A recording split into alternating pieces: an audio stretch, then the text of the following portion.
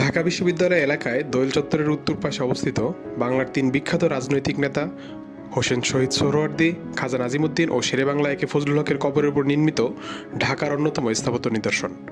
স্বাধীনতার পূর্বে এই তিনজন নেতাই অবিভক্ত বাংলার প্রধানমন্ত্রী হিসেবে নিযুক্ত ছিলেন। তিন নেতার মধ্যে প্রথমে মৃত্যুবরণ করেন শেরেবাংলা একে ফজলুল হক। তাকেই প্রথম সমাহিত করা হয় এখানে। তিন নেতার তিনজন ভিন্ন ভিন্ন সময়ে মারা গেলেও তাদের কবর দেওয়া হয়েছিল সোহরাওয়ার্দী উদ্যানের একই জায়গায়।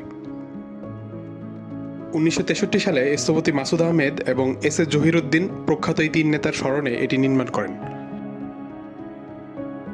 কিন্তু বর্তমানে অযত্ন অবহেলায় পড়ে আছে এই মাজার প্রাঙ্গণ। নির্জনতার সুযোগে এই জায়গাটি যেন ছন্নছাড়া কুকুরের অবাধ বাসস্থান।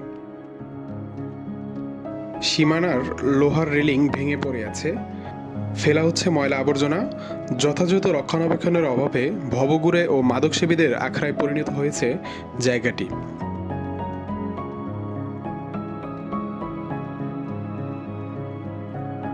এই স্থাপত্যকলার বাইরে থেকে বোঝার উপায় নেই এখানে কারা চিরনিদ্রায় রয়েছেন।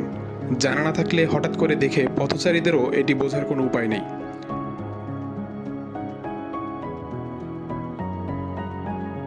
আমরা ইতিহাস বিস্মিত জাতি, এই কথাটি দর্শনার্থীদের সাথে কথা বললেই স্পষ্ট হয়। এর সঙ্গে কর্তৃপক্ষের অবহেলাও যুক্ত হয়েছে, ফলে যারা এই বিষয়গুলো জানেন না তাদের কাছে এগুলো অজানাই থেকে যাচ্ছে। এখানে আমাদের তিনজন জাতীয় নেতা শুয়ে আছেন, সোহরাওয়ার্দী সাহেব, খাজা নাজিমুদ্দিন সাহেব এবং শেরেবাংলা একে ফজলুল হক সাহেব।